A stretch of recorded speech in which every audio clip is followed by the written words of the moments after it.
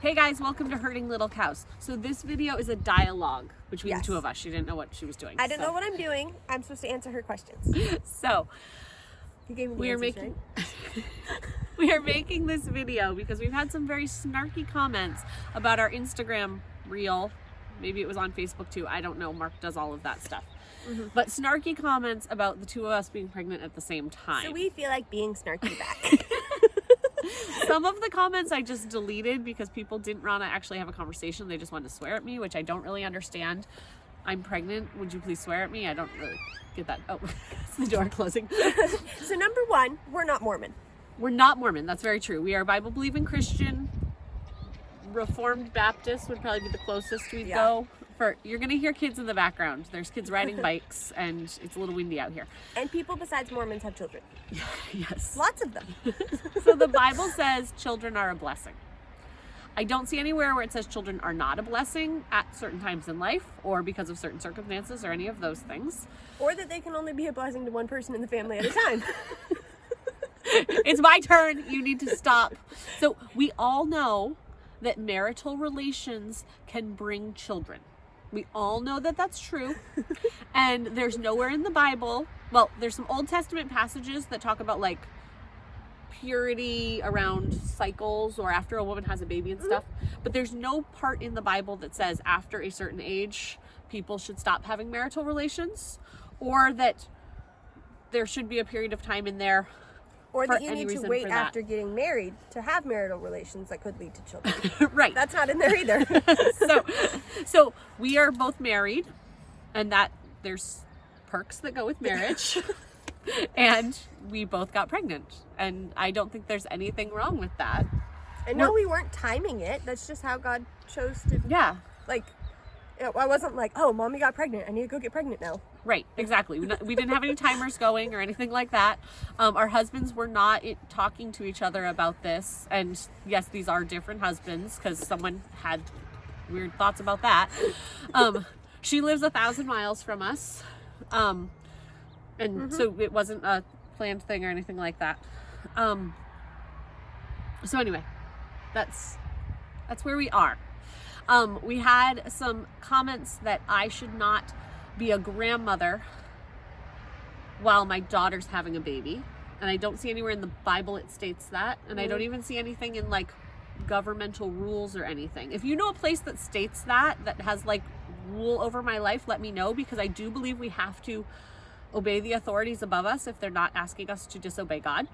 But since God has just told us to be fruitful and multiply, I could still argue on that point too, but but how would it make you any less of a grandmother to have a baby at the same time? Well, people were saying that I'm not around to support you because I'm having a child. But you're supporting me even more so in ways through pregnancy because you know what you're doing. Right, because I'm actually walking through it. So that is one thing this has brought us closer. Like, I have a 17-year-old at home that, yes, I'm physically closer to because she doesn't live 1,000 miles away. But we've discussed while Virginia's been here. There are things that we can discuss now that Virginia's married and pregnant that she did not understand, even though she's been here through multiple pregnancies for me. Yeah. Because, like, the idea of feeling a baby on the inside, like massaging you, is a feeling that I can't explain. Much different. All the things that you have to start making decisions for yourself and your health and your baby's health care. What do I want in this situation and everything like that? It's not another visitor, is it? We've had multiple random visitors today. We never have anyone stop by our house, and this is our third. Oh, maybe they're just pulling. Maybe they're turning around. Okay, they're turning around. They're lost. Okay. If you know that somebody's due date is within, maybe 2 weeks, you might want to let them know you're coming over before you just stop by. So they can say no. So they can, yes. Because we've just had random people stop by today. The two people that stopped by, one we haven't seen in over 6 months, and the other one we saw 2 days ago, but before that had not seen in months at our house, and just randomly stopped by the house. So that's a whole other video. We're gonna get into that later. We're gonna talk about the snarky stuff. Oh, okay, sorry. Okay, so sorry, I keep getting messages. Okay, then so we're able to communicate in a different way and understand each other, because she now has to make decisions for her own health care and her baby's health care. And she might not even make all the same decisions I've made. But we've had talks of, I choose to do very non-medical things, and Virginia can choose to say what she wants or whatever. But she asked me, what are the after birth baby things that you do or don't do, and why do you choose to do them? I don't want to walk into it and be like, oh, I didn't know that they did that, and I hadn't made an informed decision on that. Right. So I gave her all the reasons of why I do or don't do certain things. Like, we do not do and you can look at my videos from other times, but we do not do the eye drops. We do not do the Hep B. We do not do those. And I gave her my reasons of why we don't do those. So that's something that she has to then make that decision. And I'm not going to be mad at her if she decides to do eye drops for her baby. That's her choice. And it's her baby. It's my grandchild, but her baby. And she gets to make those choices. And there's also certain things that you don't, like, you make the decision with your husband, but certain things aren't going to apply to you. Like, I think it's the eye drops that they do for STDs. Like, yes, when you've been in Mark and I are a monogamous relationship for 21 years. Virginia and Wayland are a monogamous relationship for over a year. With, like, we don't have, we're not prostitutes in Baltimore. It doesn't apply to us. That's what my doctor said. You're not a prostitute in Baltimore. They don't need us. So, things like that, you may make an informed decision for yourself that, even if it's the right medical choice in another circumstance, just doesn't apply to you. Right. And, like, because that doesn't apply to us. I'll say this for us. We're having a little boy. We're not doing circumcision, so I'm choosing not to do the vitamin K drop or vitamin K shot. But if I was doing a circumcision, I might choose differently, because you're going to do surgery right after the baby's born. So, like, if we had a baby who needed to immediately go for surgery for some reason, then I'd be willing to discuss whether we did that or not. But I'm not planning on cutting my baby open the first couple days, so I'm not doing the vitamin K. Yeah, exactly. So, also, this person's coming back. They found out they did notice the head. No, okay. The daycare. Okay. So then, being there to support you. That she would be mad if this person that was talking was saying, I'd be mad at my mom if she was still making more babies instead of taking care of those she had already made. Well, like, I'm 1,000 miles away. And you kind of take care of yourself. Like, I know how to take care of myself. And I'm not really going to have, like, if I have a big enough place for you guys to stay, you could technically come help me. But it might actually, like, where we are, it'd probably be easier for me to not have people the first 6 weeks. For you to support me from a distance than to be there. Well, and I was saying on the thing, you have a lot of church friends, like church family and friends, like in the area, who want to be able to be that support for you. Like, she already has people who have talked about doing freezer meals for her. So that's not something I feel like she's not going to have food if I'm not there. Like, there's people there that want to support you in that way, that are actually better equipped to support you in that way, because, like, one of the people I'm thinking about, doesn't have a child of her own outside the womb yet. She's pregnant. And so she has a little more time and capability to do that. Right. Where our family, all the kids would be picking in the bowl to get the chocolate chips or whatever's coming over. Yeah. And, like, one thing that's been mentioned is a nesting party. And I think nesting parties are great. But I personally am like, what am I supposed to be doing with my time? Like, I have time. I want something to do. So I'm probably not going to have a big nesting party, because cleaning the house will give me something to do that I'll feel productive, as long as I've got a few more weeks until I have to clean, so we'll see how I'm feeling in a few weeks. I feel like a nesting party too is great for either someone who has a bunch of young kids at home and wants the house in order before baby comes. Yes. Or someone who's, like, working up until they have the baby and needs that. I also have a husband, if anybody forgot that. It's kind of how I got here. Yeah. But also, in all of that, I can support her emotionally. Like, we talk every day, pretty much every day. Yeah. We're texting at least every day. So I'm supporting her emotionally, but in the physical support, even if I was not having a baby right now, I still have a house full of kids, which includes one child who's disabled. Which, and even if you had stopped having kids when I was 12, 13, you still would have had him. Right. So, like, that's not even the, well, why do you keep having kids? Right. So, like, our disabled child is almost 12. I can't just up and take him to go help with a newborn baby, whether Right. it's yours or someone else's. That just doesn't physically work. We can go places as a family. I'm not saying we can't do anything as a family, but to be a help for somebody, when we go on vacation, I have to still concentrate on my own little family, not other people. Does that make sense?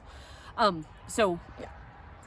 Sorry. So if I'm making noises, if I were to have stopped having kids now, I still wouldn't be able to drive or fly 1,000 miles to be with you, because I'm responsible as a stay-at-home wife, a stay-at-home mom, a homeschooling mom. Like, I need to do those things. I'm not neglected. If that's the question, I'm not neglected. And I raised you in such a way that you've seen my, I mean, I think this is true. You can verify if this is true. You've seen my pregnancies. And so you've seen what I do to be ready for postpartum. Right.